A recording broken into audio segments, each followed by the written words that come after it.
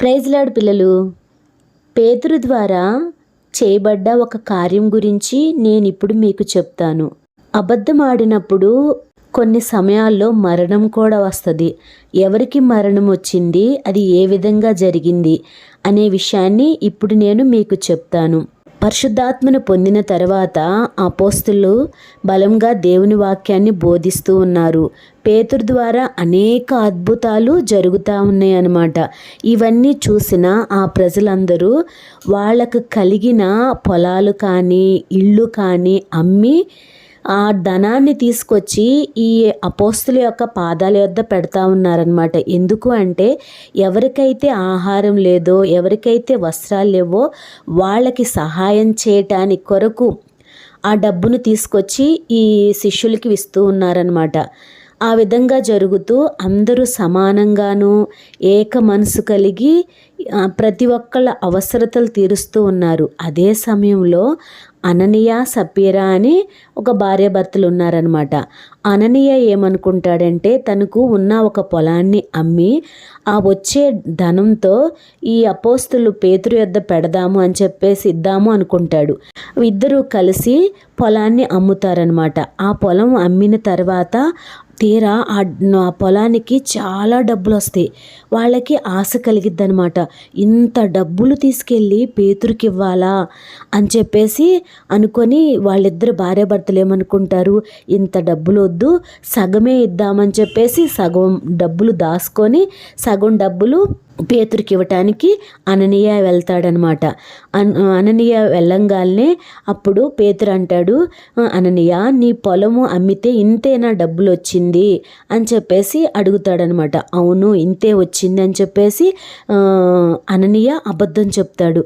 అప్పుడు పేతురు అంటాడు, ఎందుకు మీరు పరిశుద్ధాత్మని ఇంత దుఃఖపరుస్తున్నారు, మనుషులకే కాదు దేవునికే నువ్వు అబద్ధం చెప్తున్నావు అని చెప్పేసి అట్లా పేతురు చెప్తానే ఉండేసరికి అతను కింద పడిపోయి పేతురు కాళ్ళ యొద్ద చనిపోతాడనమాట. అక్కడున్న వాళ్ళందరికీ భయం వేస్తుంది. అమ్మో చనిపోయాడా ఇతను అని చెప్పేసి, అబద్ధం ఆడినందుకు చనిపోయాడా అని చెప్పేసి భయం వేసి ఇంకక్కడ ఒక యవనస్తులు ఉంటారు. వాళ్ళు వచ్చి ఇతన్ని గుడ్డల్లో చుట్టేసేసి అతన్ని తీసుకెళ్ళిపోయి సమాధి చేసేస్తారనమాట. ఇంచుమించు 3 గంటల తర్వాత వాళ్ళ భార్య వస్తుంది, సప్పీరా వచ్చి పేతురు దగ్గరికి వస్తుంది. అప్పటికి ఇంకా ఇంటికి రాలేదు కదా భర్త అని చెప్పేసి వచ్చిద్దనమాట. సప్పీరా వచ్చి అప్పుడు పేతురు అంటాడు, సప్పీరా మీ పొలాన్ని ఇంత రేటుకేనా మీరు అమ్మింది అంటాడు. అనంగానే అవును ఇంత రేటుకే మా పొలాన్ని అమ్మామని చెప్తారన్నమాట. వాళ్ళిద్దరూ చెప్పుకున్నారు కదా ఇంతే రేటుకని, అలాగే చెప్పాలి అనుకున్నారు కదా. ఆ విధంగానే ఆమె కూడా అబద్ధం చెప్పిద్ది అనమాట. అప్పుడేమంటాడంటే పేతురు, ఎందుకు మీరు దేవుణ్ణి శోధిస్తున్నారు, నీ భర్తను పాతిపెట్టిన వాళ్ళ యొక్క పాదాలు బయటే ఉన్నాయి, వాళ్ళు ఇంకా ఇంట్లోకి కూడా రాలేదు, వాళ్ళు ఇప్పుడు నిన్ను కూడా తీసుకొని వెళ్ళి సమాధి చేస్తారు అనంగానే ఆ మాట విని ఆమె ఆ పేతురు యొక్క కాళ్ళ దగ్గర పడి చనిపోయిద్ది. అప్పుడు వాళ్ళు వచ్చి లోపలికి వచ్చి ఆమె చనిపోయిందని చూసి ఆమెను కూడా తీసుకెళ్ళిపోయి ఆ భర్తను ఎక్కడైతే పాతి పెట్టారో అదే చోట ఈ భార్యను సప్పీరాను కూడా పాతి పెడతారనమాట. అది చూసిన అందరికీ భయం వస్తుంది అనమాట. ఎవరు ఇంకా అబద్ధాలు చెప్పకూడదు, మరి ముఖ్యంగా దేవుని విషయాల్లో దేవుని బిడ్డల దగ్గర అస్సలే అబద్ధాలు చెప్పకూడదు, మరణం వస్తుంది అని చెప్పేసి వాళ్ళు ఇంకా భయపడిపోతారన్నమాట. పిల్లలు మీకు అర్థమైందా? మనం ఎవరి దగ్గర అబద్ధాలు అనేది చెప్పకూడదు. వీళ్ళకి చూడండి అబద్ధం చెప్పటంతోనే వాళ్ళ ప్రాణాలే పోయినాయి. కానీ మనము రోజులో ఎన్నో అబద్ధాలు ఆడుతూ ఉంటాం. కానీ ఎప్పుడో మనం చనిపోయి ఉండవలసింది. కానీ దేవుని కృపలో బతికిస్తూ క్షమాపణిస్తున్నాడు కదా.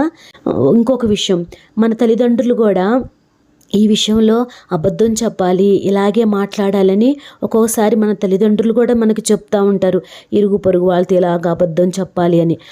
అట్లా ఎప్పుడూ చేయకూడదనమాట. ఇంకెవరైనా అబద్ధం చెప్పమన్నా కానీ నేను అబద్ధం చెప్పను, దానివల్ల నాకు శిక్ష వస్తుంది, మరణం వస్తుంది, నేను అబద్ధం చెప్పనని మీరు ధైర్యంగా వాళ్ళతో చెప్పాలి. నేను ఎప్పుడు నిజమే చెప్తాను, అబద్ధం చెప్పను అని ఆ విధంగానే మాట ఉండాలన్నమాట. మన మాట అవునంటే అవును, కాదంటే కాదు. ఆ విధంగా ఉన్నప్పుడే యేసయ్య మనల్ని చూసి ఎంతో సంతోషిస్తాడు. ఓకేనా? మనం అబద్ధాలు చెప్పకుండా ఉందాం కదా. ఓకేనా పిల్లలు?